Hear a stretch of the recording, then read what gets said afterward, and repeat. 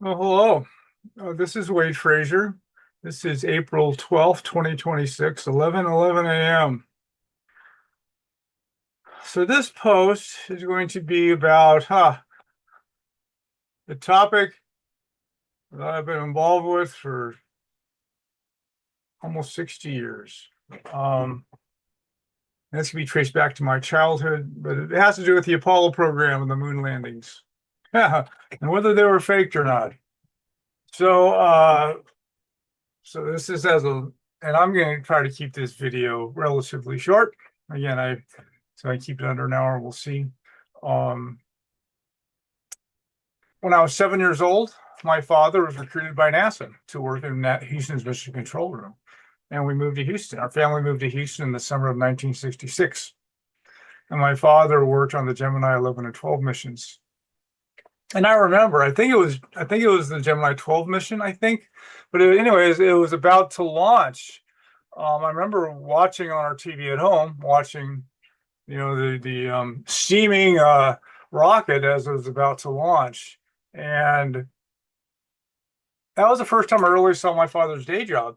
Really, I never seen what my father did for a living before until that day. And we were launching a rocket into space, which my father was worked on that mission. In fact, after the Gemini 12 mission ended, my father called my brother and me in our home, in our living room. He said, "Come here, boys." And then he basically had his Gemini 11 and 12 security badges. And the closest thing to a ceremony I think I ever experienced in our house was my father handing my brother the Gemini 11 badge and me the Gemini 12 badge, and telling us to keep those, take care of those, because they would have historic significance, which they did. And then Gemini was, I think it was November 66. And then anyway, so in December, Christmas break in 1966, my father, in fact, my mother's parents came down from Washington. Again, it's a big deal. The space race was a big deal back then. And so they came down, visited us, and we all went over to Mission Control and visited the Mission Control Room. And so walking into the Mission Control Room, and seeing my father's console and being inside that room, that was a vivid memory. Again, almost 60 years later, and that really began my lifelong interest in space exploration. And so, but the next month, and I've written about this, and I've talked about it somewhere, the Apollo 1 disaster and its aftermath drove my father from NASA. Yeah, so he was there at work one day when that disaster happened and killed those three astronauts. And the environment there became hyper political at NASA. And even though NASA had begged my father to move to DC because he was such a technical wizard, he didn't want any part of that. We moved back home to California, bought a house my father still lives in. And I was raised to be a scientist from the time I could walk. And then anyway, as my life turned out, more than 20 years later, I was radicalized. My life was ruined in my pursuit of free energy, and I questioned everything I'd ever been taught, and found out that a great deal of what I'd been taught was simply lies. Mass murdering thieves as national heroes, and the media is deceptive every day, tells big lies, all these kinds of things.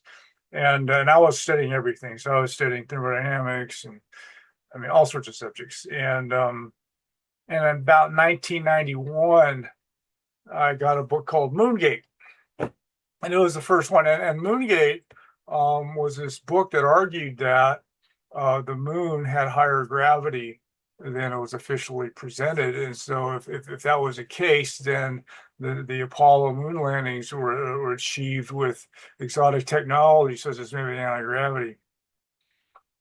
And the guy, William Bryan, who was the author, he sort of hung the whole hypothesis on the idea that there was a neutral point discrepancy, which is basically the point in space where the gravitational attraction of the moon and the Earth are equal on some craft that would be traveling between those two bodies. And before the Apollo program, there were calculations published that it was about 20,000 miles from the moon. But during the Apollo missions as they're going to the moon. Then it was published that it was 43,000 miles. And anyway, the author he questioned that. He goes, "Well, why did it change?" And so that was a whole crux of his issue.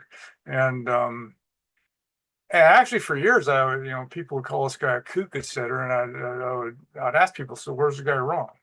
And it wasn't until 1998 that actually Lord Ellenberger, a Velikovsky apostate, pointed me to Archie Roy's orbital motion, and he calculated it at 43,000 miles. And it turned out that the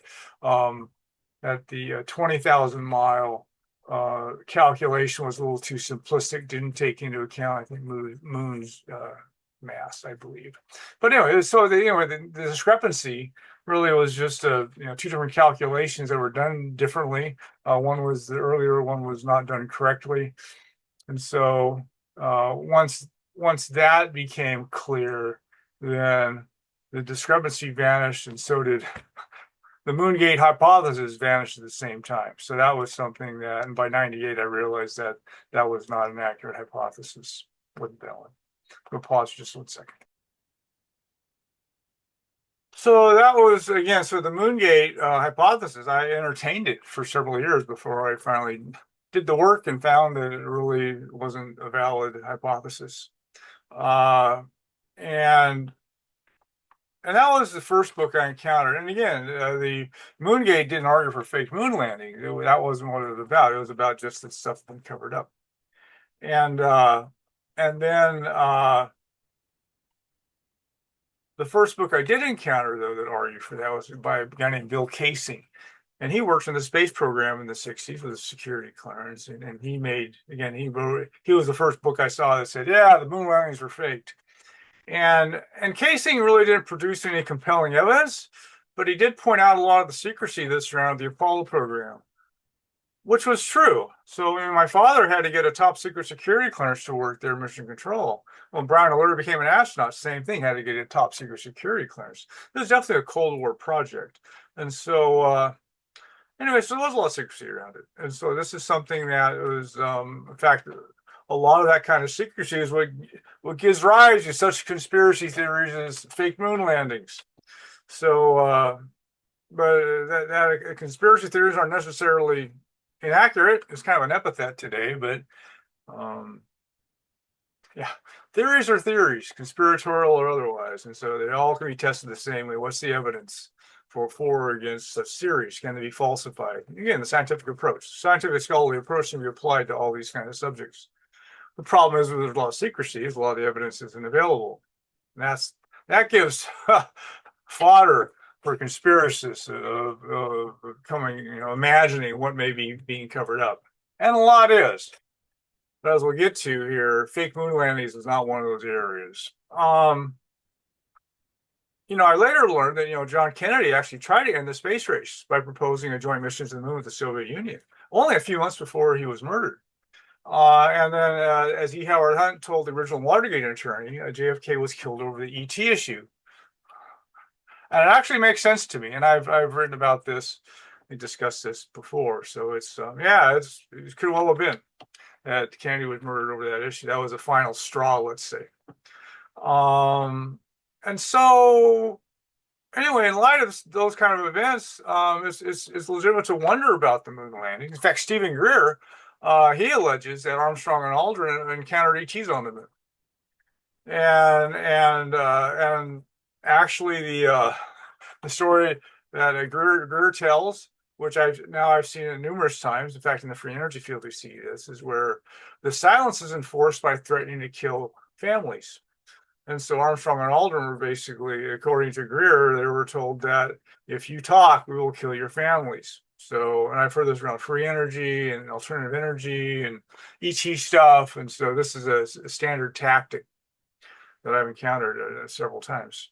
And so, Casing's, I read Casing's book and then put that aside. And then actually in 1996, when I worked with Dennis Lee again for a brief period of time, there was a book by Ralph Renee. And again, in fact, he was sarcastic. I think the title of the book was NASA Moon to America, I think. And he called the astronauts astro, spelled N-O-T, astronauts. And again, he also argued for fake moon landing. In fact, he argued that the astronauts, I think, never left low Earth orbit. Um, and he actually presented, again, and so when guys do this, they're supposed to present evidence for these claims. And I said the casing evidence was never compelling. Rene, um, he started producing evidence of what he called altered photographs and things, again, he forged composites, these kinds of things. And one of his again, the one he really focused on was an image taken on the moon, which has an astronaut, the lunar rover in the picture, etc.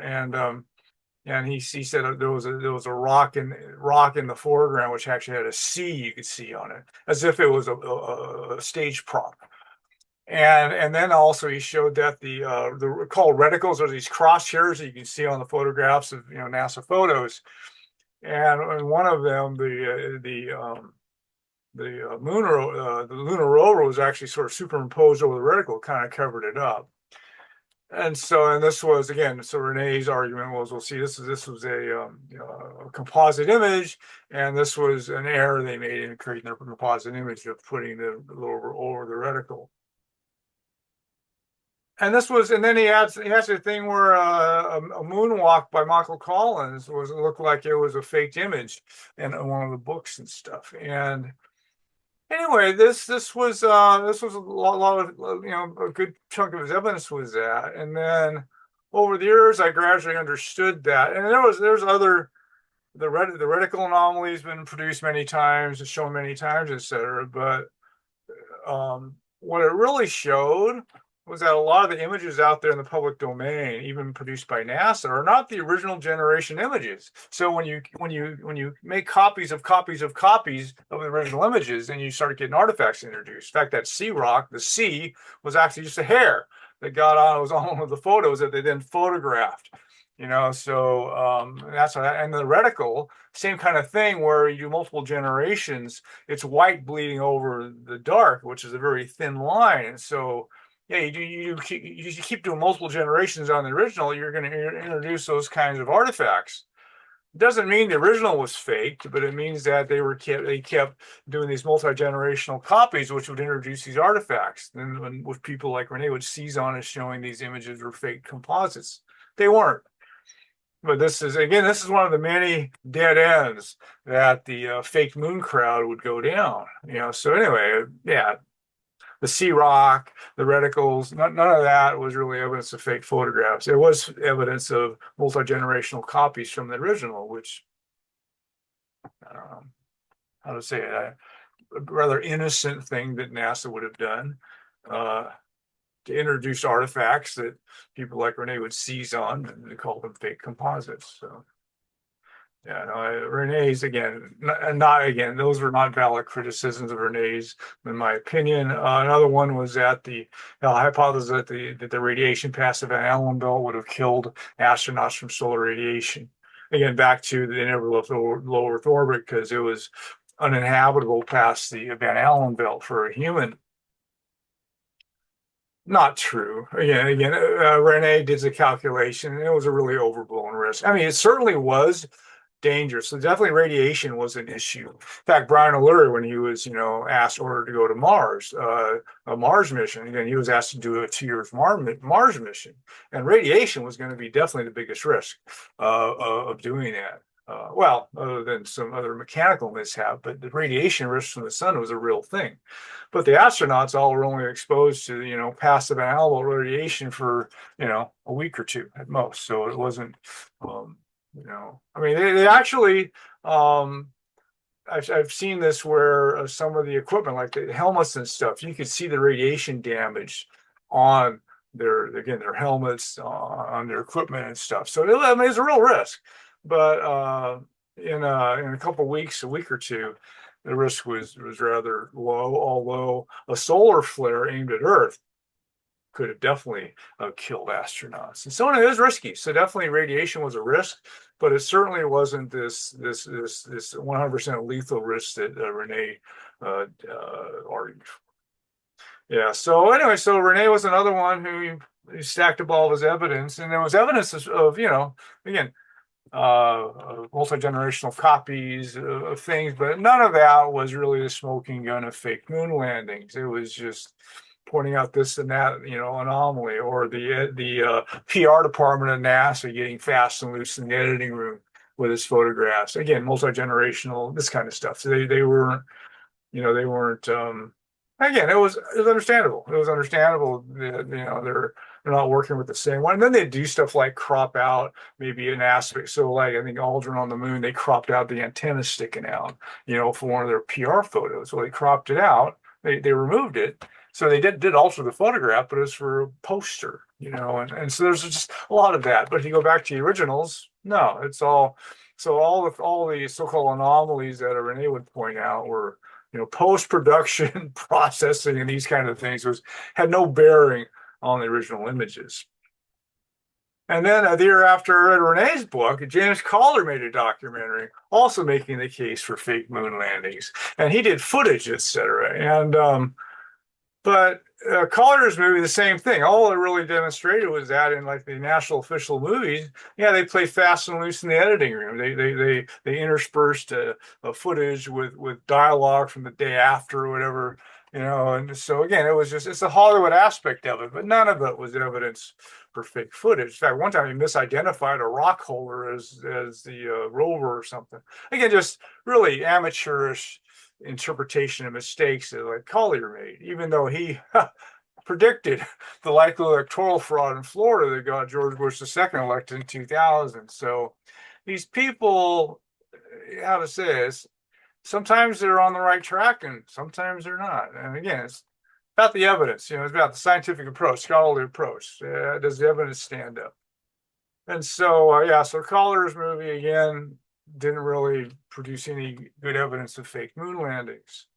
And all this while, this is not, I didn't look into the moon landings, just look for, I wasn't trying to find fake moon landing stuff. The moon gate hypothesis was higher lunar gravity, etc. So all these books and movies and stuff that were coming out for fake moon landings, part of me was, I was saying, I was a little resentful that I kept getting dragged into this issue because all these people were coming out with all this fake moon landing stuff, and I guess I felt a duty, that I better look at this stuff. And anyway, and every time I'd look, it'd be like, oh, well, that didn't pan out, and it was. I'm glad I did it in the end because it honed my tools of discernment, and you're sifting through evidence, etc., and learning, the principles of handling evidence and these things, which all these proponents really weren't doing. And then in 99, and so again, 98, the Moongate hypothesis fell apart for me. And again, Renee and Collier and Casing, none of that was convincing at all. And then 1999, David Percy and Mary Bennett published Dark Moon, which was the most substantial book yet on fake moon landings. And from autumn of 99 to early 2001, I was really doing full-time accounting and consulting. I really didn't have much time to do much study or writing. I had an editor who was editing my work, so I think the only things I did in those days was start editing my essays with editorial help, which was a great process for helping my work get better. And in early 2001, I think it was February, so my consulting gig had ended, and I was back to working on my what became my website. I remember just thinking, okay, because the Percy book I really hadn't studied it yet, and I was sitting there with this stack of stuff that's arguing for fake moon. I said, I've already been through most of it, and I don't think there's anything there. And the Percy book was more substantial, let's say. It put in a lot more so-called evidence. And so anyway, so I decided I needed to do the work. But I thought, okay, let me get to the bottom of this fake moon landings issue. And about a week or two later, as I started doing this, there was a Fox TV show on, which had Brian on for about 15 seconds saying that he couldn't be sure if we landed on the moon, and NASA landed on the moon. And when I saw that, I knew I was obligated then to get to the bottom of it the best I could. And so I did the dive. And for the next several months, most of my time was devoted to looking at the moon landings evidence. And actually, a few weeks after Brian was on this Fox show, Bart Sabrell, he published a video that argued that the Apollo 11 astronauts had fabricated the illusion of seeing Earth from behind low Earth orbit. He had this video, and I got that and watched. In fact, I think he was behind the Fox show also. But anyway, so in fact, Brian, when he was on that Fox show, he later told me that that news crew, that video crew, actually ambushed him. So originally they wanted to talk about the Face on Mars issue. That's what they told them they wanted to do. So after about 2 hours of talking about Face on Mars, which I strongly doubt is artificial, that they asked him about the moon landings, and Brian gave his 15 seconds or whatever that made it into that clip. And so Brian really felt used. Again, he felt he was ambushed by this crew. And then when that 15 seconds on that Fox News show, that wrecked his remaining relationship with NASA and the astronauts and stuff. Yeah, Brian became a big pariah after that. And so anyway, Bart, again, if you watch the video, he has this thing where Michael Collins is shooting Earth through the hatch in the command modules that are going to the moon. And anyway, and what Bart does is he says, look at where they're sort of playing. They're making this illusion that it's the whole Earth you're looking at. Anyway, it was really a magician's misdirection, even though I doubt that that's what Bart was trying to do. He just was too incompetent to understand what he was looking at. And so you're focusing on the limb, the edge of Earth and what they might have been playing games with, without realizing that the Earth that they were seeing wasn't moving, which meant it wasn't taking a low Earth orbit. If you look at any low Earth orbit footage, the Earth's constantly rotating beneath the craft, and so you didn't see that. And so for a couple of days, he had me going until I thought about that. I go, wait a minute, the Earth in the background there. When I finally identified, I looked at other NASA Apollo 11 images and stuff, and I realized what he was looking at, which was basically California over the Goldstone antenna, which my father managed the data coming from that during the Gemini and Apollo days.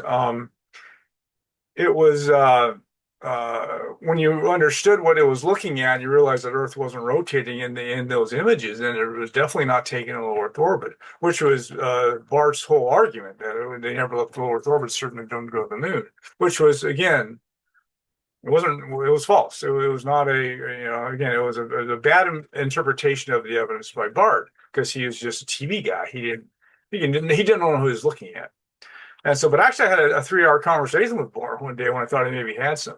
And during that conversation, I realized the root of a lot of Bart's fervor. And so when he got a hold of this footage, and rather innocently, he actually asked for it from NASA. They sent it to him, and Bart thought they accidentally sent him a smoking gun. They didn't, but that's what Bart thought. And then what happened was he's a TV guy, so he was rushing to a TV studio, I think in Tennessee, and he had advertised. He wasn't quiet about it, that he wanted to get this footage on NASA on a TV show, broadcast to the public, to show about these fake, this fake NASA footage. If he had done that, he'd have been a national embarrassment. Again, just another idiot out there thinking he had something. But what happened was, but how to say it, there's a lot being covered up. The spooks definitely are involved in many areas like this, and Bart had some people thinking that he did have something. And so on his way to the TV station, his car was stopped and he was abducted and actually thrown into a mental institution. And anyway, and so I think in Bart's mind, it's like, well, I must have had some if he had done that. Well, it's kind of like when we got raided in Ventura back in '88. I mean, we didn't, in Mr. Researcher's office wasn't anything really worth stealing, but the powers that be didn't know that, so they stole they cleaned out Mr. Researcher's office during the raid illegally, espionage exercise. So they thought we had something. So if they think you have something, here they come. And so anyway, they thought Bart had something. They didn't know any better. And so, but then as soon as they saw the footage, they realized that Bart didn't know what he was talking about. and he was able to leave his incarceration. And anyway, Bart will go to his grave believing that he found the smoking gun and fake footage and stuff. He didn't, but he'll never be he'll never be convinced otherwise. And that's a story for another day. Yeah, that's a common thing. But again, stuff's been covered up. So I had a close pal who now it sounds like 2 degrees of separation from one of the astronauts of the ISS who was there when a UFO parked next to the ISS for 2 days and blocked their egress from the ISS, International Space Station. Yeah, and this astronaut couldn't keep quiet about it. And well, the way it works is that when astronauts are in training, they don't get ET training, ET briefings and stuff. But if they do have encounters, then they're what's called read in, and then they're told that, okay, here's the deal. Yeah, you saw some stuff, and here's the deal. You don't talk about it publicly, or again, back to there'll be severe penalties like we'll kill your family kind of stuff.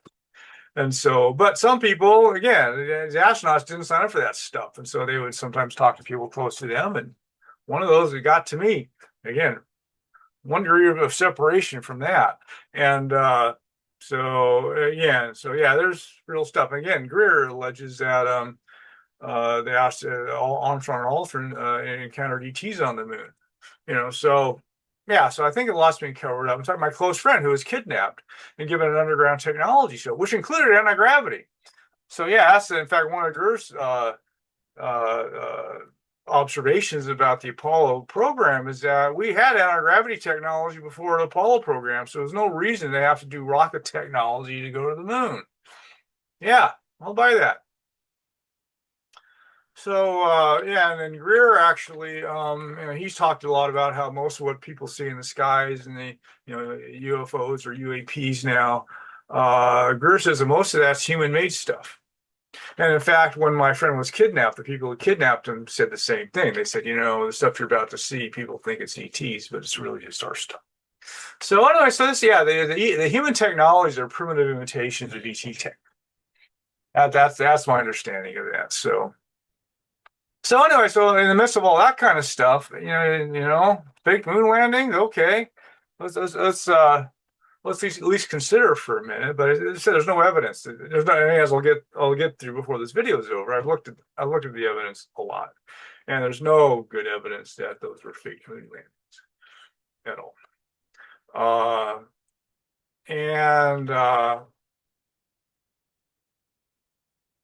So Brian, and again, back to the weird stuff. So Brian, for his part, so Buzz Aldrin, when he came back from the moon, Armstrong had a low profile for the rest of his life, and then Aldrin, he actually ended up in a mental institution for a while, and Buzz was so rudderless that he actually tried to sell cars in Beverly Hills, until Brian, who was working there in Hermosa Beach, there, a neighbor of mine, he got Buzz a job at SAIC, this big space contractor. Brian got Buzz a job there and shared an office with Buzz. And well, if you shared an office with Buzz, would you have asked him what it was like on the moon? Yeah, so Brian did. And I'm sure Brian knew Ed Mitchell and stuff. So Brian asked a few astronauts who walked on the moon what it was like. And the answers he would get were strange. He'd get these kind of strange answers. Now, I don't know what's behind all that strangeness. Could it be the ET stuff? I don't know. But or all the national security stuff around it, where astronauts had to be careful what they said. I don't know. In fact, I heard an astronaut one time when I was at Boise State when I was 17. An astronaut, and it might have been Scott, talked to our gathering. And people asked him about what was it like on the moon. And he basically said, I could talk for days about that, but I won't. So next question. So I saw that, where the astronauts did not want to talk about what it was like on the moon. So anyway, so Brian got enough of those kind of strange answers that he started wondering himself. So,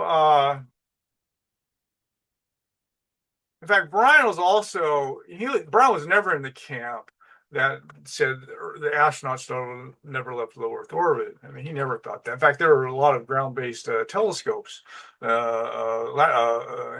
Astronomers were watching the craft on the way to the moon, so they could see it. So it's obvious. I mean, there's lots of independent evidence that definitely the Apollo craft left Earth orbit, low Earth orbit, and went to the moon. And again, there's just yeah, I'm not gonna get into all that right now, but so Brian, his whole suspicion was maybe um, some of the photographic record on the moon had been fabricated, falsified. That's kind of where he was. And in fact, Greer actually said that there were fake moon footage that was recorded on Earth in case something went wrong and they needed it to pull one over on the public. Beats me, but that's what Greer says. And I said Brian was close to Greer, so I can imagine all these kind of connections with Brian that gave him his doubts, about really, because Brian said, "Hey, I never went to the moon, so I can't be sure." So anyway, so I get it, but anyway, but Brian really regretted in the end getting involved in this thing. Yeah, it's a three-ring circus. So there's a three-ring circus around that with, again, government secrecy and tight-lipped astronauts and all sorts of crazy conspiracists theorizing and all this evidence to present that isn't evidence really. And I've looked into a bunch of areas like this. JFK hit, 9/11, it's this whole bewildering three-ring circus of people. Where's the truth in all that? So a lot of people don't seem to really care. They're interested in spinning and grinding their axes and spinning their theories. But that's not the scientific scholar way to go about it. So that's what I tried to do, is go about it like, what's the truth? That's what I cared about. What's the truth? Not somebody's ideological conviction. What's really the truth going on? What's happening? So, and then I went through. So, again, back when again Brian was on that Fox News show, and I just realized I was obligated to go deeper on the evidence, and I did. So for the next several months, I went deep, and then I eventually got help from like an engineer whose boss helped build the lunar module, as I recall, and. Anyway, so I definitely had some help from some experts, but most of what I came upon was just my own looking at the evidence of what these people would say was, here's evidence for fake moon landings. And anyway, I look at it all, and none of it held up. None of it held up. And in fact, I published my findings in my cover-up essay back in 2001. I think June 2001 was the first edition of that, and I pretty much finalized it by August, I think, 2001. I was done with that project, and in that cover-up essay is Gary Wien's JFK assassination scenario, which is now the mainstream one. So yeah, JFK was definitely not murdered by Oswald, and I almost don't care who did it, but that Oswald didn't do it's enough to show that it was all covered up and that the sitting American president's a puppet, which to me, that's the primary upshot. I really don't care if Israel did it or the many parties that are said to have been involved in it. In fact, I doubt it. So I think it was the MIC, military industrial complex, CIA, Eastern oligarchy. My guess is those are the guys behind it. And assassination of political figures became a sport for a generation, from JFK to Ronald Reagan, including John Lennon and George Wallace and Gerald Ford and Martin Luther King Jr. And yeah, this was the spooks had a field day back then. That's my take on that. And JFK was the first one of a line of those. And whether it was over the ET issue or not, my take is could well be. That's what that was about. But the funny thing is that, so again, with the Operation Northwoods disclosure back in '97, which mimicked Gary's reporting in his book 10 years earlier, any reasonable person has to conclude that Oswald didn't do it. And the funny thing is, I'm rarely asked about Gary's story or Oswald didn't do it. And I usually get approached by people spinning their other theories and stuff instead of just stop at he didn't do it. And almost all of the revelations will come out of that, which is, again, the sitting American president's puppet. So sitting American presidents are not in the loop on the important issues. They do not make the important decisions on Earth. This is the primary upshot of just Gary Wien's reporting, and then in comparison to Northwoods. And again, Gary's with the latest declassified documents that Trump did when he got in office, Gary's scenario is the leading one. It's the mainstream scenario now, even though they don't credit Gary. So the funny thing is, in that essay I wrote, the two big ones were moon landings and the JFK hit. And I'm rarely asked about the JFK hit, which I know what the answer is on that, or the one that matters. But I'm constantly asked about the moon landings. So people keep asking me and asking me and asking me about the moon landings. And part of the reason is that a year ago, Bart went on the talk circuit again. He was on Rogan's show, etc. And I got another wave of people asking me about fake moon landings. And I don't know when that'll go away. Flat Earth people are still out there. So even if we land men on the moon and actually, have a colony there and stuff, there are probably still people arguing that it was all faked. In fact, this Artemis 2, fly by the moon here this last week. On the internet, I was reading articles and in the comments. I mean, there's all these people who are arguing it's all faked. To today, the Artemis mission that just got completed. There's cottage industry that argues that was just all fake, a special effect role show. Yeah, it's like he'll never go away with that crap. Yes, and Earth is flat. So, in fact, Brian was dogged to the end of his life on this. In fact, when I did Brian's bio at Wikipedia, which my previous video, I discussed my adventures in being his biographer. Again, one of the paragraphs, he only had 2-paragraph biography of Wikipedia. One paragraph was on the fake moon landing stuff. So I had Brian write a statement. Brian, give me a statement, and it turned out to be Brian's final statement. And I published it on my site. And actually, I tried to get help with people to publish this, so at least it could be public and kind of official that Brian said he didn't know. He said he hadn't looked into it deeply, and he had some weird things. But he goes, it really wasn't that big a deal to Brian, and he really regretted getting involved. And he basically said that he hadn't done the work, and it's really to the existential issues that humanity faces, it's trivial.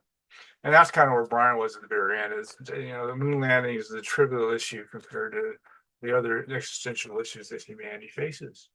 But the scene goes on and on and on.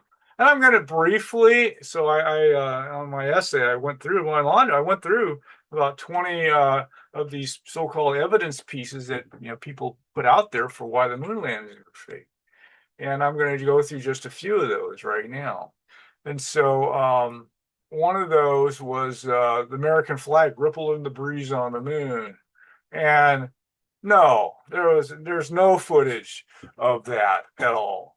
And in fact, the only time people even thought to try to argue that, well, the astronaut was holding on to the flag or just got done holding it, so it was rattling around.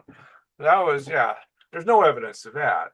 Shadows not running in parallel lines is another just kind of a stupid one. Is running in parallel lines, and so the argument was they didn't run in parallel lines, so they were composite photographs, and it's like, well, or there was more than one light source. It was more than one light source, it would throw more than one shadow, and there's not any images from the moon that do that. It's just, again, a misunderstanding of how perspective works, with the light source and the shadows it casts and uneven terrain, etc. It explains all that. Yeah, so there's no evidence of shadows not running in parallel lines that in anywhere supports fake photographs. And that one keeps living on, but Google in Apollo shadows not in parallel, and you'll see a bunch of presentations out there where people have done this work, and they're showing that's a bogus one. That's totally bogus. Or the astronauts standing in shadows that are illuminated. So the whole thing was, the vacuum of space, if they're in the shadows, they would be totally darked out and invisible.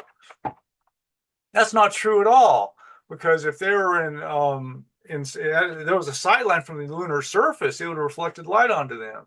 And so, it was like standing in the shadows illuminated, that's normal. I mean, again, it was just another, it's just a total, ignorant. These are ignorant kinds of arguments that are being made. No visible exhaustion of the lunar lander's rockets is a little more valid, maybe, let's say. But again, the lunar lander was a different animal than the ones that took off from Cape Canaveral. And so there was exhaust, but it definitely wasn't as visible. It was a different it was just a different animal than taking off at Cape Canaveral, or no crater below the lunar landers. And actually, there's footage that the lunar landers, when they were landing, it discolored the lunar soil. And so, but yeah, it wouldn't create a crater. Yeah, it just didn't have much power. It wouldn't have the power to do that kind of thing. It makes a huge crater. The Apollo 11 footage wasn't poor quality. In fact, I heard there's a project trying to restore it to better quality. In fact, that's the footage that I saw Armstrong's leap on, where he leapt back on a lunar lander and leapt about 4 feet off the ground, which was definitely low gravity, which meant the moon. Again, I mentioned the radiation problem, the crosshair problem, odd reflections. So there's a lot of guys who would look at the visor reflections off the astronauts' helmets and say there was, a building behind them, or the difference between a big glare and a small glare. But that actually had to do with whether there was a still camera or a video camera that took it. This kind of stuff, or people died in mysterious circumstances, and back to the secrecy, etc. It's possible that some people were silenced for reasons, but not around fake moon landings. And again, Nazis built the rockets, so von Braun and Rudolph, a bunch of Nazis who did it, and they deceived Hitler on some of their V2 stuff. Military-industrial complex is in the middle of that, no doubt about it. So those can lead to suspicions, but again, fake moon landing suspicions. Again, it doesn't add up. It doesn't add up to that. And then fake photographs. I've never seen a convincing evidence of a fake photograph, or how the rover acted on the moon. And a lot of that is just, hey, people, it's 1/6 gravity, so it's gonna operate a little differently than it does on Earth. So a lot of what I've seen is that. In fact, the only thing that was kind of left when I got all done, which was like, we didn't see that. And Moongate got brought up also. It's like, before we put men on the moon, there were all these predictions of the athletic feats that astronauts could perform on the moon in 1/6 gravity. And we generally didn't see them. So we didn't see any of these great athletic feats performed in 1/6 gravity. And that was sort of like, that's interesting. Well, Armstrong's leap, that settled it for me. Yeah, he jumped about 4 feet in the air. An old guy in a spacesuit jumped 4 feet in the air more than an NBA player could. Yeah, that was done in low gravity. And even Brian, though, and Brian even later on, he was impressed by it, but later on he said, well, they could use wires or whatever. But how to say, the footage wasn't even easy to see. You had to know what you're looking for to even see him do the jump. And so it wasn't presented as, in fact, that's why it was overlooked for so long, because it was kind of obscure at the time. If they do this reproduction, if they do this refurbishing of the footage, then I think everybody's going to see that jump a lot better. Anyway, so there was all these so-called anomalies, and I'd look at one after the other, and they just all fall apart. They just be like, okay, that's that was either NASA playing fast and loose in the editing room, or them not understanding the people didn't understand the evidence they're looking at, or they were scientifically illiterate and didn't get a lot of it. A lot of that kind of stuff. And then again, as far as really good solid evidence that went to the moon, is that moon rocks. So moon rocks have been dated. In fact, I studied paleology since the 90s, and I'm one of my favorite areas of study. Basically studying Earth's ancient past, and the tools and techniques keep improving. New evidence is adduced, and to me, it's all fascinating. It's fascinating to study the distant past on Earth, the journey of life on Earth, human journey, all these areas, and all the time they're coming up with new evidence, new interpretations, new tools, this kind of stuff. And then mass spectrometers. That's an incredible tool that scientists have been using for a long time now. So what mass spectrometers can do is you can take, matter and put it through there, and it'll tell you what the elements were in it, what the isotopes were in it. And so this is where they do stuff like carbon-13, carbon-12 isotope analysis, or oxygen 16 and 18 analysis, all sorts of isotopic analysis.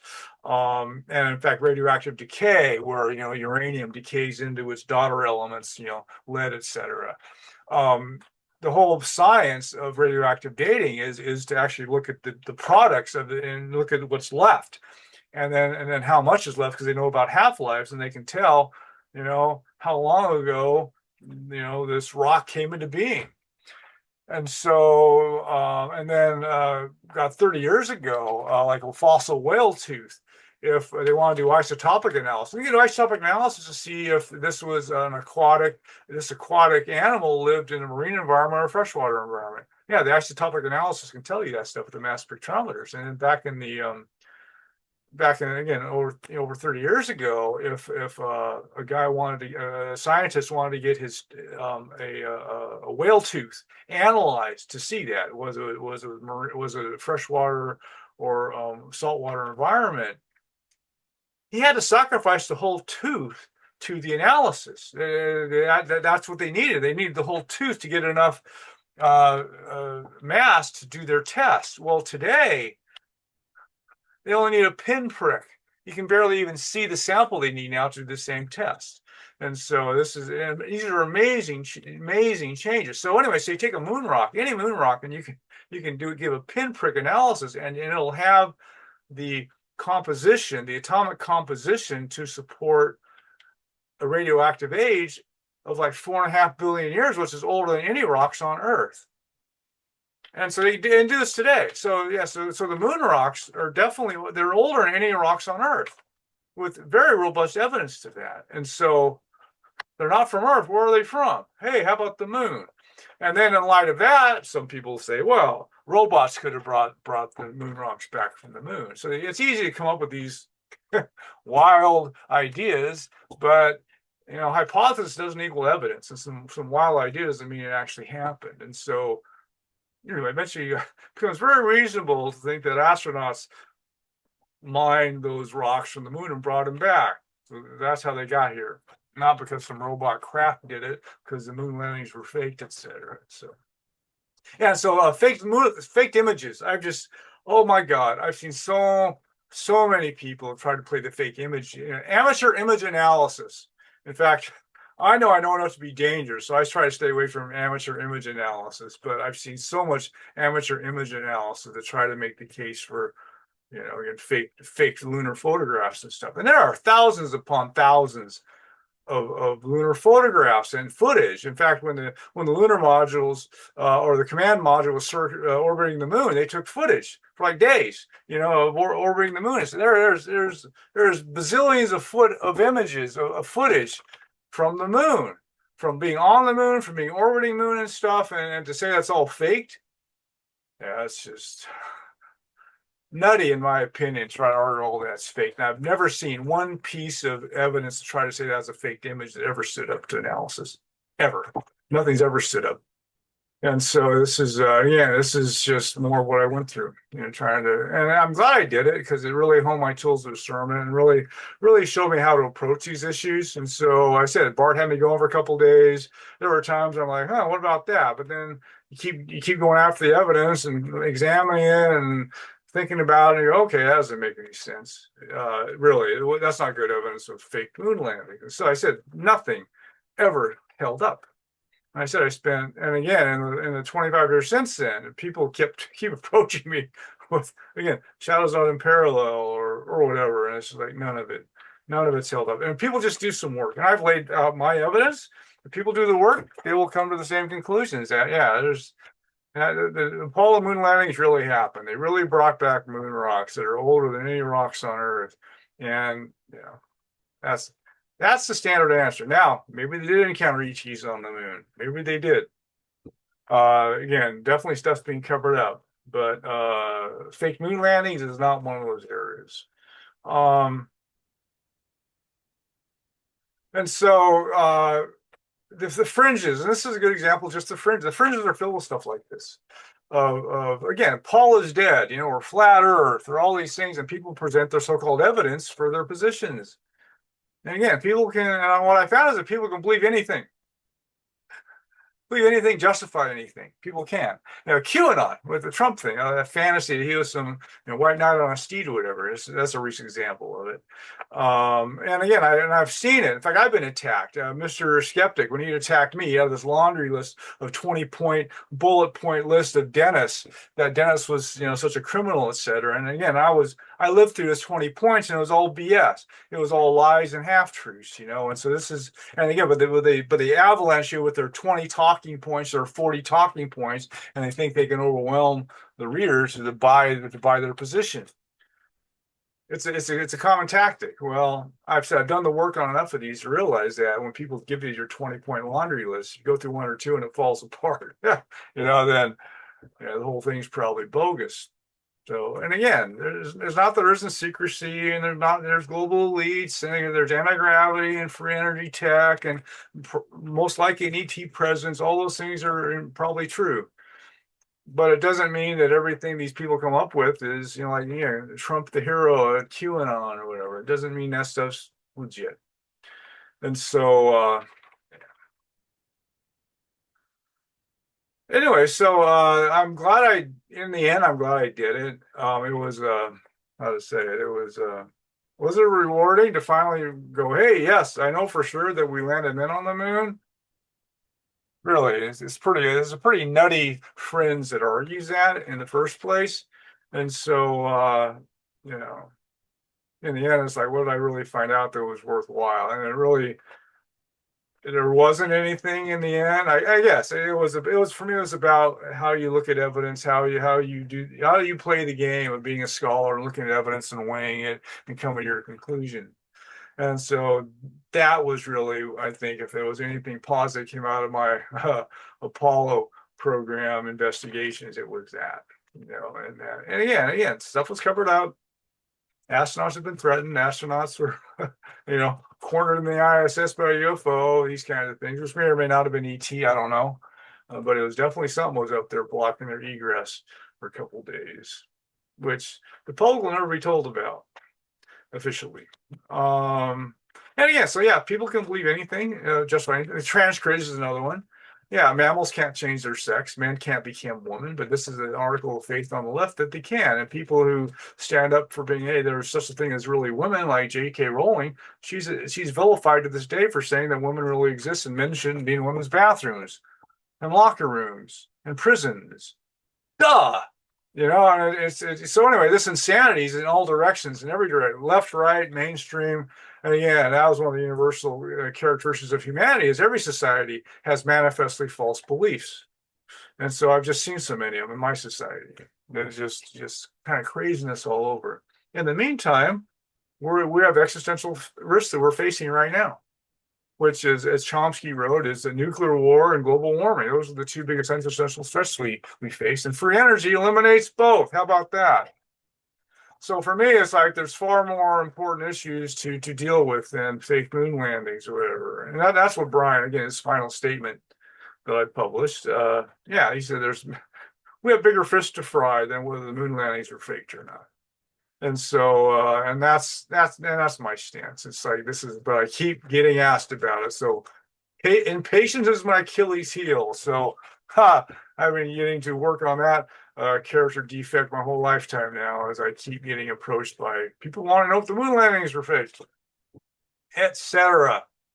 So time is short, and in fact, all this insanity, brings to mind Brian's question of whether humanity is a sentient species. Good question.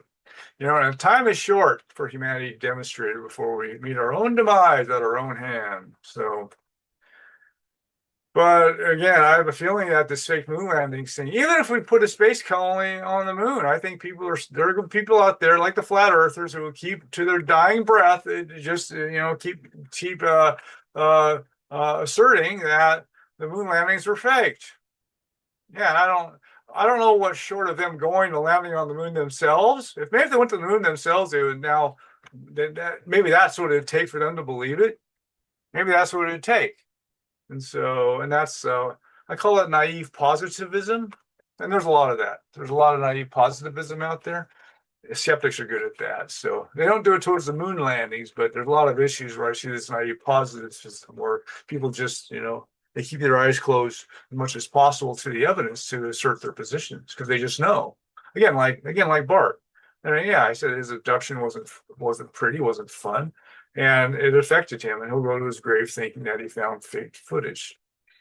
He didn't, but he'll always believe that. And so this is a human thing, and this is a challenge. Again, as I've said many times in dealing with these kind of issues, becoming a sentient species is not easy. And so, Brian's question, are we one? I said, I think we're on the way there. We're not quite there yet. yeah, if we end up exterminating ourselves, would a future historian or some ET mission to Earth and archaeologists and find out what happened, and then they found out that they exterminated themselves, and they may go, was this a sentient species or not? Yeah.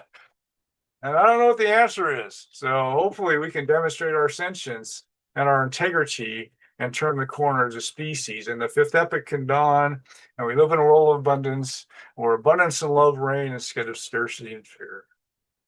Until then, I think we'll see this whole moon landings. To me, is just sort of one example, kind of a proxy for these whole milieus in general, where people grind their axes and their football, carry the football, political footballs they keep carrying around, which to again, a lot of us, what's the point? Yeah, we're being lied to, but not about everything. And so, anyway, so that was my adventure with the Apollo moon landings, which again, that was quite an adventure over many years. And it's over. I say, I still keep getting asked about it. And what I do is I just point people to my evidence. I say, hey, you got to do the work, man. You want to understand, you want to know, do the work. I can't shortcut it for you. I can't just, I made it as easy as I can, but you still got to do something. You still got to read some, look at evidence, think a bit about it. And it's not onerous. It really doesn't take much. In fact, that's what Brian was perhaps disappointing with Brian, that he made those assertions and really didn't do the work to really find out for himself, like what's the answer. And he admitted he didn't have the time for it. He was too busy with other stuff. So he kind of regretted getting involved at all. I get that. Live and learn. So Brian learned that one. Yeah, he got sucked into crazy land. And so this is again, it's a hazard of the fringes. And I constantly am trying to stay out of crazy. And people constantly try to keep dragging me into their rabbit holes in their crazy land stuff. Try to stay away from it if I can. So anyway, that is all I have to say for today. Bye.